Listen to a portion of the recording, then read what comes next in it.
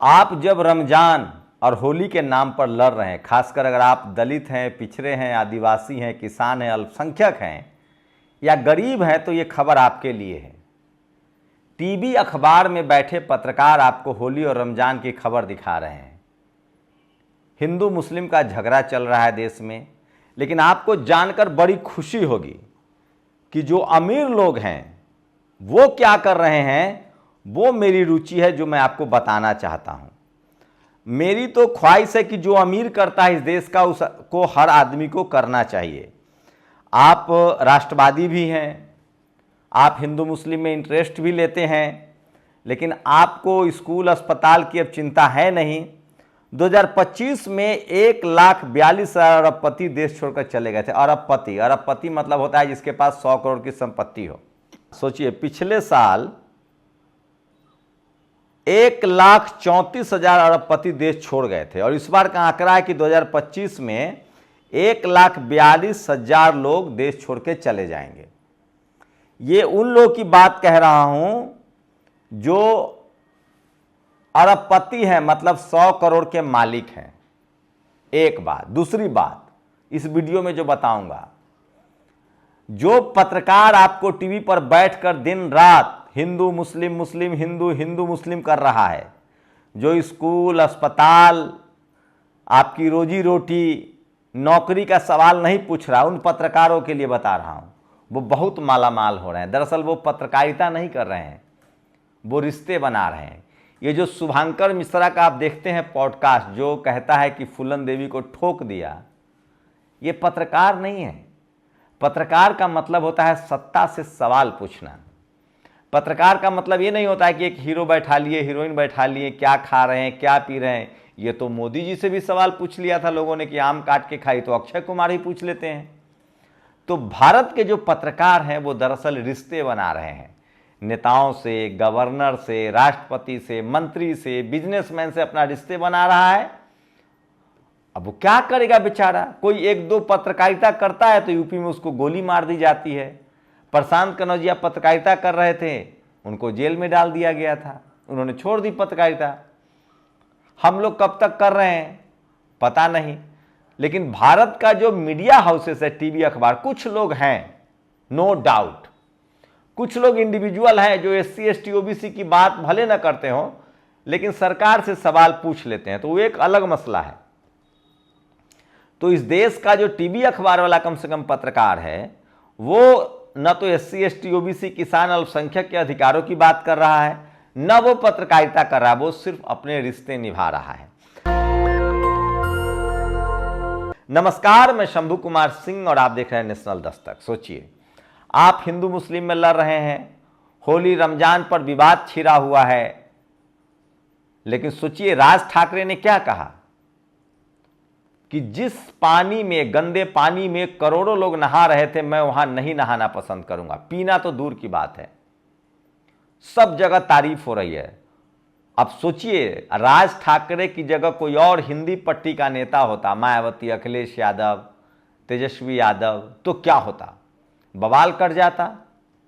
लेकिन अब लगता है कि अखिलेश यादव तो खैर वहां डुबकी लगाए हैं, तेजस्वी यादव ने मोर्चा खोल दिया है। लालू यादव ने मोर्चा खोल दिया था, तेजस्वी यादव ने अभी एक बीजेपी के सवर्ण नेता को कहा कि भूल जाओ, बिहार में हमारी सत्ता आए ना आए, हम राजनीति में रहे ना रहे, लेकिन हम सांप्रदायिकता नहीं होने देंगे और एक एक मुसलमान की रक्षा 5-5 हिंदू करेगा। सोचिए, इस देश में तेजस्वी यादव लगातार स्कूल अस्पताल की बात कर रहे हैं, यह सबसे बड़ी खबर है। लेकिन सोचिए, इस देश का टीवी पत्रकार जो आंख और नाक कान होना चाहिए था, जो सरकार से सवाल पूछता, हर आदमी तो जाएगा नहीं मंत्री के यहां, सांसद के यहां।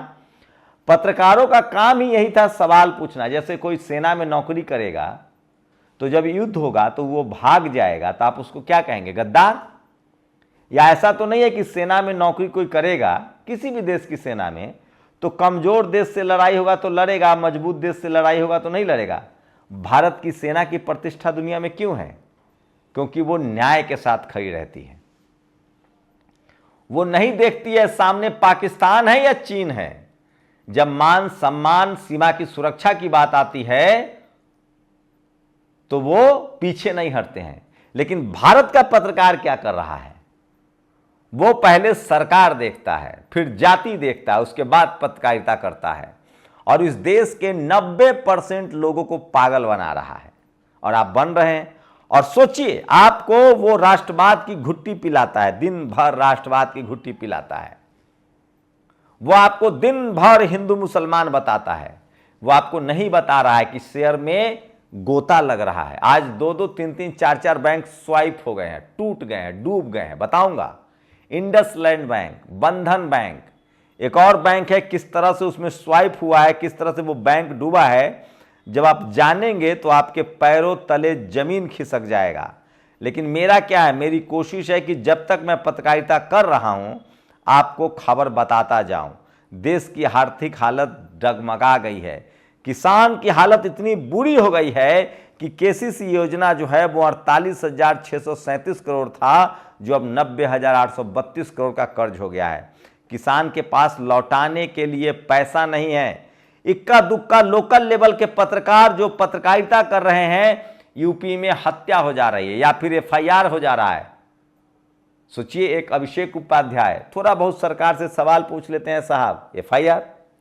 एक ममता त्रिपाठी थोड़ा बहुत सरकार से सवाल पूछ लेते थे लॉ एंड ऑर्डर पर, क्राइम की रिपोर्टर है, एफआईआर हो गया। एक तो अभी पत्रकार की हत्या कर दी गई, वो भी सवर्ण समाज के थे। छत्तीसगढ़ में आपने देखा किस तरह से पत्रकार की हत्या कर दी गई।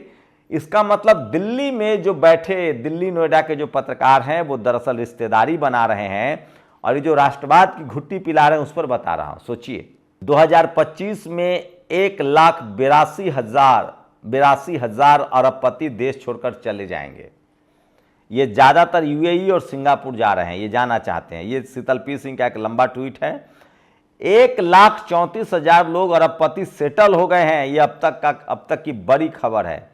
अच्छा, बीजेपी ने दिल्ली में कहा था कि महिलाओं को पैसे देंगे, मिलेगा गैस, ये मिला क्या? तो सोचिए, इसको कहते हैं कि ये लोग मुफ्तखोरी है। मैं इसलिए बार बार कहता हूं कि आप लोगों को लड़ाया जा रहा है, और इसलिए आज मायावती जी का एक ट्वीट वायरल हो रहा है सोशल मीडिया पर। मैं चाहता हूं कि वो ट्वीट भी आपको पढ़ के बताऊं जो सोशल मीडिया पर वायरल है। बीएसपी सुप्रीमो मायावती ने कहा है कि त्योहार में कम से कम हिंदू मुस्लिम नहीं होना चाहिए, और जब तक ये हिंदू मुस्लिम होता रहेगा, आप कल्पना कीजिए कि इस देश में क्या चल रहा है। जब तक आप इस खेल को नहीं समझेंगे, जैसा कि विदित है कि इस रमजान चल रहे हैं और इसी बीच जल्दी होली का त्यौहार आ रहा है, जिसे मद्देनजर रखते हुए यूपी सहित पूरे देश में सभी राज्य सरकार को इसे आपसी भाईचारे में तब्दील करना चाहिए, तो यह सभी के हित में होगा। अर्थात इसकी आड़ में किसी भी मुद्दे को लेकर कोई भी राजनीति करना ठीक नहीं है। सभी धर्मों के अनुयायियों का मान सम्मान का बराबर ध्यान रखना जरूरी है।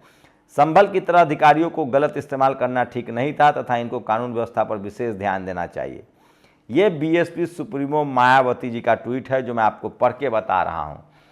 तो आप इस देश के 90% जो खासकर SC ST OBC हैं, जिनके पास की खेती नहीं है, बिजनेस नहीं है, बड़ी नौकरियां नहीं है, ये दिन भर टीवी वाले के चक्कर में है। वो अपनी रिश्तेदारी बना रहा है सरकार के साथ, अपनी जाति की सरकार चलवा रहा है, वो पत्रकारिता नहीं कर रहा है और आप उसकी बात सुन रहे हैं।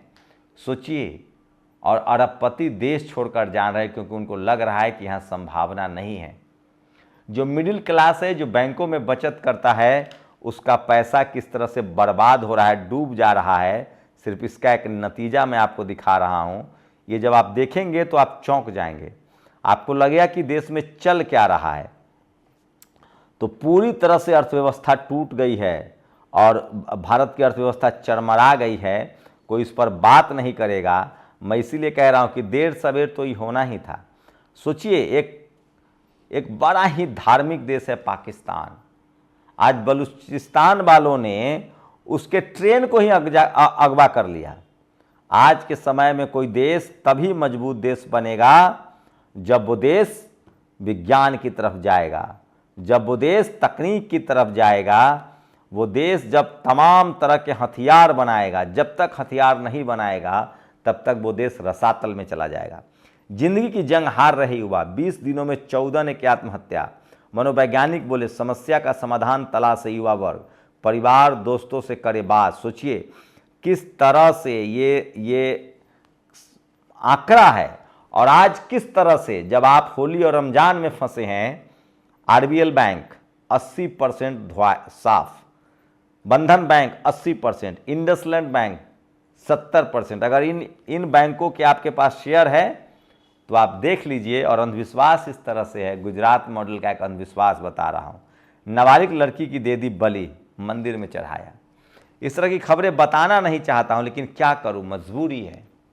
इस देश का अरबपति देश छोड़ रहा है, गरीबों को धर्म और राष्ट्रवाद में इस देश का जातिवादी मनुवादी पत्रकार जो पत्रकारिता नहीं कर रहा है, रिश्तेदारी कर रहा है, वो उलझा रहा है। और आपको लग रहा है कि तो शुक्र हो कि कम से कम राज ठाकरे ने बोला, करिए राज ठाकरे पर फतवा जाए, करिए एफआईआर, डालिए जेल में। राज ठाकरे ने आस्था पर नहीं बोला है, नदियों में जो गंदगी हो गई है, नदी जो गंदी हो रही है, उस पर बोला है। सोचिए, इस देश के गरीब लोगों को स्कूल, अस्पताल, पढ़ाई लिखाई, दवाई से दूर करके धार्मिक उन्माद में फंसाया जा रहा है। सोचिएगा जरूर।